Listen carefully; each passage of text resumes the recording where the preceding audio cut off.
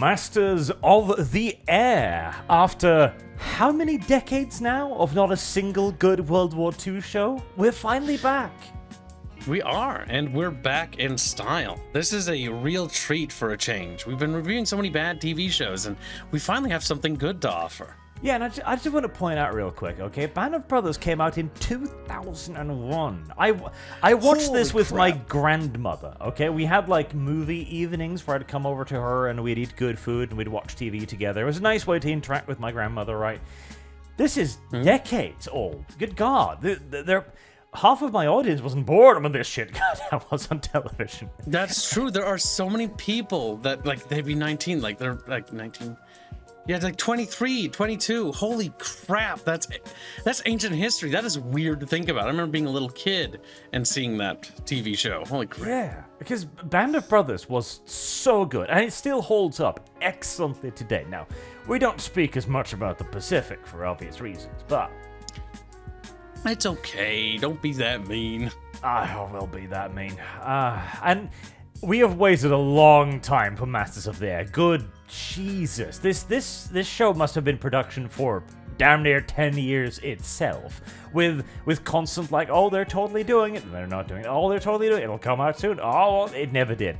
And then it got delayed due to the Wu flu, and my Jesus, this seemed like vaporware for the longest time. Like, this was some Hollywood producer's, like, dream. Is like, one day I'll make a movie about airplanes, and he never did. But here it is, and it's good. It actually benefited from the 20 years in the thinking box. Yes, and it's, like, down to the detail work. Like, this show has true passion in it. Yes. And there aren't a lot of shows like this. There's so many little finite details, and not even all of them are direct. They don't even, like, directly point to them. Like the spinning of the bombs in the intro with little things for guidance. Or stabilizers. The proper lopper spinners. There's so many little things, or like touching the machine guns, all sorts of stuff. I love the part when, in the middle of a raid, one of them freaks out. He's trying to rack his machine gun in the turret, and he's like, God damn it, I can't do this. And so he pulls off his gloves to get easier access to it. But it's minus 50 degrees up there, and so when he touches the ice-cold metal, his hands fuse to it instantly, and it tear them away. Like, yes. They talk about how one of the greatest casualty creators is that people will be in the aircraft for so long, they'll piss themselves, and they'll be like, okay, well, this is fine. And their pee will literally freeze to their bodies because it's minus 50. Yes. Like, there are so many freezer injuries you see, and they're really well done in the injury department. Like, the prosthetics and stuff for that. Oh, it looks great. And they really capture the cold. Like, there's a dude in a ball turret where the ball turret gets, like, shredded with shrapnel, but the guy's okay. But he's starting to freeze to death in the ball turret because it's so cold. Absolutely. And there's all I love the interior of the B-17, okay? Because they've got a proper B-17 up, which they use. One of the only, like, complaints is that there's a very heavy use of CGI here. The CGI is okay, but it's still budget CGI. And they use it quite a lot because they're trying to display large-scale bomber formations, etc. So it does its job, but it could certainly be better. But whenever they're doing stuff inside of the cockpit, they are using an actual B-17, and you can see people move through it. They show you the various compartments. They show you the checklist before they take off. They show you the doodads they use to, like, shoot flares out of the top of the B-17s. They show you the interior bomb room. They show you the Norton bomb site. Like, all of this. It gives the show a tremendous amount of authenticity that is just so lost in so many shows today. Yeah, really. Like, this is a true treat. You have to watch this show if you're a fan of World War II, or if you're just a fan of anything when it comes to detail and, like, all of that stuff. Because this show shows you everything, down to the working components, down to when there are certain equipment malfunctions, down to landing, and what it's like to be attacked and stuff like that, what it's like to deal with flak, or when flak stops being fired and how that's worse. Because it means fighters are on the way. Yes, and it's well paced too. Like, the first episode doesn't go too long, I would say, because in Band of Brothers, it sort of, meanders a bit with the training sequence to build up the interaction with the characters. But here, about halfway through, they're doing their first mission. Yes, there's quick little glimpses of action that happen fairly early, so it avoids the Band of Brothers problem. Because one of the big complaints about Band of Brothers is there's really only like half of the episodes you watch. Because there's a couple of really slow intro episodes, and then there's like 2 or 3 episodes at the end where nothing happens. You're like, I just want to see them shoot Nazis, actually. Yeah, it sort of has a couple of pacing problems here and there, but it seems like they really learned from that, at least so far. Weirdly enough, yes, 20 years later, some writer was like, that thing I did 20 years ago is dumb. I'm going to improve that a little bit. And you know what? He did a good job so far. He did. Now, I do have one worry, and my worry is, how are they going to keep this interesting for, I think, 10 episodes? Because, like, they're showing the bombing. They're going to do different missions, as we've seen in the outro of one. They're doing a lot with, like, the playing around in the base, etc., a lot of the interactions and so on. But I am wondering whether the cockpit of the B-17 will remain as fascinating, 6 hours from now. True, that's always going to be a real trick. I think they've really done well with the missions in this regard, because in the missions, when they're like looking over and you're seeing the bombers, and you see the bombers, and you're like, okay, I know those characters in that bomber over there, and then you see it get blown out of the sky, and they go crashing down, to the earth, and you're like, oh my god, those 30 characters are now dead. Yes. And on the point of the characters too, there's not a single they, them. There's no women with brightly colored hair. There's no mixed air crew. See, that was what I was the most worried about. I was expecting to see U.S. Army, Air Force people with blacks and whites in the same crew, Hispanics, all kinds of stuff. None of that. The Tuskegee Airmen are in the show, and that is exactly where they should be, because the Tuskegee Airmen, the Red Tails, contributed considerably to the war. They had an excellent combat record, and when you've got a great example like that, you don't need to make historical inaccuracies. You can actually just do, well, this thing existed, let's cover these guys. Yes, and that's the other thing. Like, when we started watching the first episode, like, immediately you can tell right away that there is no elements of wokeism, at least none so far, because the show starts off and they're at a bar and they're about to be deployed, basically, right? They're having their last powwow with their girlfriends, and it's like a sort of a goodbye thing. And there's a lot of masculinity in these characters, a lot of brotherhood, and this is the kind of stuff we like to see, because it shows that these characters are brothers. They're bonded, they're good friends, and that they're allowed to be men without being shamed for it. Yes, they're play fighting, they're cussing each other out a little bit, This is exactly what the Band of Brothers thing is supposed to be about. Yes, they've nailed that down. Like, when it comes to the crews and stuff, there's a lot of good character growth too. There's the one guy who Navigator. the navigator who has an issue with throwing up. And he fucks up a couple times, but there's a lot in the first 2 episodes. Like, there's a lot of character growth from there, right? So these characters aren't static. There's not really any melodrama. Like, when there's a brawl between some British dudes and some of the American dudes, and it's snappy, it's quick, it's a realistic, believable fist fight. It's over. It's the first realistic fist fight I think I've ever seen, because Yeah. the American guy is clearly a far more experienced fighter. He's toying with the Brit. He makes him throw several punches and miss, and then he steps neatly to his side, lands one directly against his jaw. That is you out like a light, and that is exactly what happens. Because normally in these series and movies, you got 2 dudes and they're just smashing each other in the face for 5 fucking minutes until one guy spitting teeth goes like, oh, okay, that hurt a little bit. Yeah. And like, he goes straight out, and not only that, but afterwards, like, all right, let's drop it. See you guys. Like, they're like, yeah, we showed you, and that's it. And that was a cool thing, because they even talk about like the tension between the Allied forces, the Royal Air Force and the U.S. Army Air Force. And there's also tension in that regards, because they're like, well, maybe you'd have more bomb crews if you guys didn't fly during the day, because during World War II, the British and Allied Air Forces would only fly missions during the night, but they would never hardly hit their targets. And so there's a lot of tension because of the different doctrine there. Now, this is a genuine treat. It's so rare to see in this day and age, but this might just be the World War II show to revitalize the genre, unironically. I'd hope this so, has yes. enormous quality, and I hope it will become an enormous success as well, because this is exactly what we need so much more of. And again, back in the good old days, we had way more shows like this. Now, there were a lot of hits and there were a lot of misses, but we had some of the best shows ever come out of this.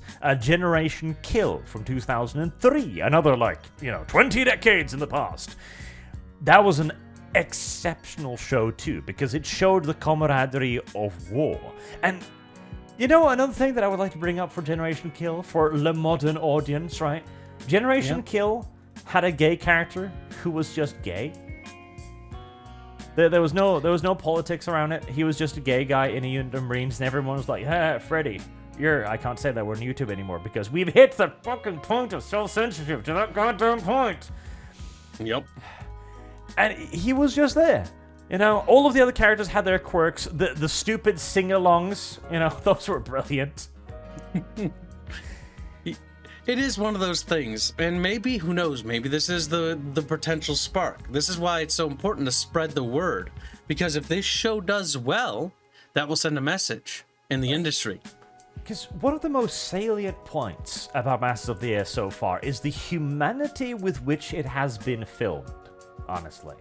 It's a lot of it's just mundane shit. A lot of it is them talking over their missions, what happened, what went wrong, assignments to base here and there, interrogations after the mission to figure out what happened, etc. There's very little actual bombing in the show so far. It's just a lot of humanity. Yeah, you even see the flight crews, and you see a little bit of interaction with them. It shows you the whole thing, so you get to feel like what the entire atmosphere was like to be one of the B-17 Flying Fortress crews. Everything. And that's actually really cool. And that was actually a really good move, because absolutely correct. Is it going to be interesting in 10 hours of watching, the same interiors of the same cockpits, right? And they sort of offset that by showing the different crews, showing the different dynamics, showing character growth, and all of that nature when it comes to various characters having certain issues or dealing with the traumas and the horrors of war. Yes. Especially the first mission, which turns out to be basically pointless because it's so clouded they can't see anything. So they call it all off and they still lose 3 machines, Yep, 3 crews. Now, one other critique I will level at the show is that I do feel like the casting director and the episode director, etc., they had all watched Fury about 55 times, and they constantly told the actors, Brad Pitt from Fury, yes, could you be him? Do that, talk like this all the time. All right, boys, here's what we're gonna do. It's okay. Yeah, because we do have an actor like that, and he does give that vibe, doesn't he? He does, and so many of them do. That way Brad Pitt looks at the camera, slightly off, slightly roguish. That is the eyes of half of the crew constantly, and you can just see the casting it Brad Pitt. I swear to God, Brad Pitt must have been a picture of him on their toilets. By their bedsides. They must have slept with copies of his movies under their fucking pillows. But I will say this to their credit, right? At least they're masculine. They're men, and they feel they hurt in a way a man should. And that's important because you really see the camaraderie. You really see the hardships, the tension when things are going wrong, when they're being flacked, because you can hear it in their voice. Because when they're in the plane, right, they're wearing the little masks and stuff, so it's really hard to see who's who, right? But they do a very good job of not having people have to remove their masks or their helmets, like a certain Halo TV show, where you can actually understand who and which character it is by the way they've sort of shot these scenes. When you're by the tail gunner, it always has shot in a certain way that you kind of always know where it's there, right? Yep. So you can kind of figure out where each group is. And the rooms really help set up. Okay, well, I can't really see who that is, but I know that that's the tail gunner right there, and I know that that's the radio operator. Yes, it does a good job of actually teaching you where people are and the significance of their positions. Yep, and how important they are. How important it is to have the gunner shoot down or scare away the plane so they don't get mauled. Or how important the radio operator is. And the navigator for keeping them on track, or the mechanics when something just breaks out of nowhere, they're just flying and click click click click. Oh no, something's going horribly wrong. Yep. One of the engines isn't working, or something's going so bad that the plane's going to start losing altitude. We don't know what it is. It's not from flak, it's not from anti-air. We're not even to the target objective yet. We're having malfunctions already. Yep, because one of the primary points of tensions is actually mechanical breakdown as much as it is enemy action. Yes, and that's the one thing. The planes, the B-17 Flying Fortress, it feels like its own entity in this show. It feels like it's feels like a character. Scary. Yeah, in a way, yeah. Because it breaks, it gets damaged, it grows, it heals, you know, from the crew's patching it up. And it takes a absolute pounding in these shows. Like, absolute, oh my gosh. Clapping. Real plapping. We even have a friendship between two male characters who haven't assimilated each other yet, Kyle. The two best friends, Bucky and Buck, yes, right? Bucky and Buck. And Bubbles. Those are the two main... There's a lot of bees. Yeah, a lot of Bubble nicknames, yeah. Bubbles is currently out of action at the moment. He's a little banged up. Yep, it's just Bucky and Buck. Bucky and Buck are best friends. Bucky and Buck will die together. Which also means that one of them's going to end up in a German prisoner of war camp. And the other's like, Bucky. Oh, the one thing I will criticize the show for is in the intro and the outro, they sort of spoil certain things if you pay attention. Yes. Right? Like, there's a German prison camp, and I can see it, and I'm like, God damn it. Now I know. At some point, somebody's going to get downed over enemy territory. Going to get shot. But at the same time, again, the only way they're going to make this interesting is, I think, if they start switching between... Like, they'll do the Tuskegee Airmen. That'll give you, like, the fighter pilot's perspective. You can do the whole, like, Days of Blacks. People don't like the blacks. You know, because you got to do that. And to be fair, it did happen. There was absolutely a lot of racial discrimination against the Tuskegee Airmen. So if you're going to do that, best do it in a way that actually makes sense.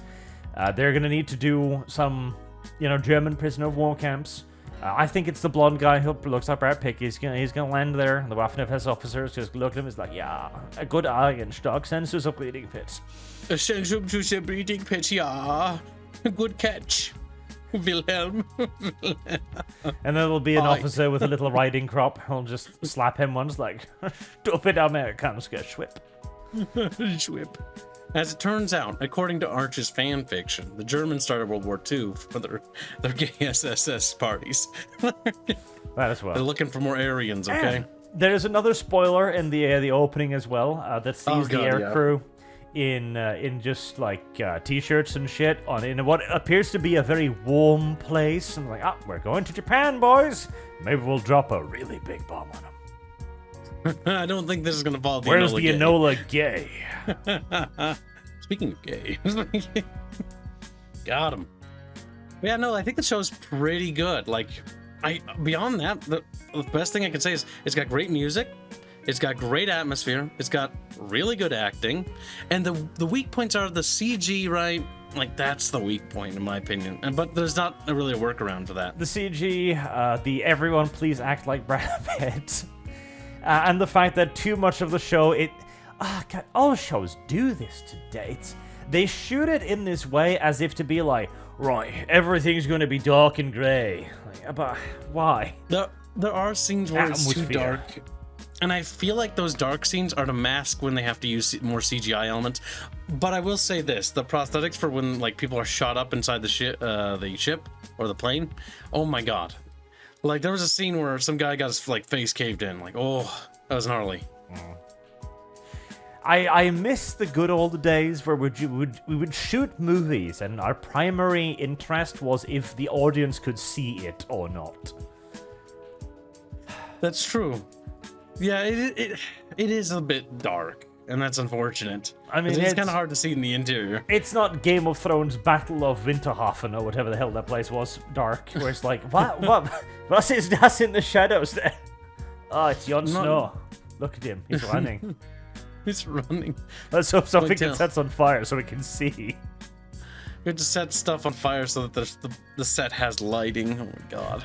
Please, undead monsters set fires around the place. We can't see nothing. Yeah, they don't have that level of darkness problem. No, which is good. But yeah, no, this is absolutely an excellent show. Well worth the wait, and hopefully it'll be a real shot in the arm for the World War II genre, because we don't get enough of this. Hell, we don't get enough war stuff at all anymore. Hell, even even Fury, right, which was an okay film, 2014. God help Oh my me. god, that is ages ago. Oh Yes. crap, it's a decade ago. Yes. Like, we just don't get stuff like this anymore. We just don't. Yeah, we need more war movies. Like, I want one with a tank crew. Come on. Yes, Roll the we dice. need one with the tank crew. And I know I'm asking for the impossible, but the Goemons, anytime, please? Yeah. Yeah, yeah. You can It even would be make kinda them cool. anti-Nazis, okay? You can have like, that Adolf, he's a real shitbag or something. Just, I know. I'm kind of complaining on both sides here. On the one hand, I'm complaining there's not enough of this. On the other hand, I'm complaining there's too many Americans in it. But It feels like it's greedy, but the reality is it would be nice to get more media in general, both for the Allies and the Axis, right? Because it would be kind of cool to see what it would be like to be an Eastern Front tank commander, one of those Tiger Aces, as they called them. there is an endless amount of variety here. You can do a tank show, okay. The tank experiences for the British in Africa, vastly different from the ones in Normandy. The Germans, Really weren't. vastly different on the Eastern Front, etc. You could do this in so many ways. The Second World War is a infinite treasure trove of entertainment possibilities. You don't need to repeat the same story twice. Yes, there are so many things like you can do from certain perspectives or certain sides of the war that, because it really is, it's a massive point in history, in human history, where there are so many stories that are desperately both Allied and Axis that need to be told, right? So that future generations can remember them. Because it is a defining point in our history where things changed dramatically so. The whole world changed. Yeah. We can even have some Nippon puns, okay? We can have the story of a brave little Japanese soldier who somehow survives, goes home to Hiroshima, and says, oh, finally home. What's that bright light on the horizon? What's those little scorch marks on my house? Well, that's your wife, and that's your son. Oh no. This actually happened, by the way. I think it was a destroyer captain I read about who finally came home to Hiroshima on leave just as the bombs fell. And he survived that too. He had like 3 ships shot underneath him, and then the nuclear bombs. Like, God really doesn't want me, does he? Yes. Oh my god, that's another thing we didn't even mention, right? We've talked about air and ground warfare, but like naval. Like, we've not had a naval show Nope. set like this, because the Band of Brothers formula really can tell so many stories in the war. Like, it could be really cool to see. There was a super budget movie with Tom Hanks a few years ago, Greyhound, for a destroyer escort. It was, in so many ways, it was a truly awful movie. Like, the German submarine surfaced, like, engage the destroyer with the deck gun, yeah. What? Bold, very bold. But you could do destroyers, you could do submarines, you could do patrol boats, those stupid little motorboats with just The ass loads of PT 20 boats. centimeter cannons on them. Yeah, do that. Yeah, set that in the Pacific Theater, because that's jungle-ish, hellish territory. That could be interesting. Yep. PT crews. You can have John F. Kennedy living on an island for like 2 weeks.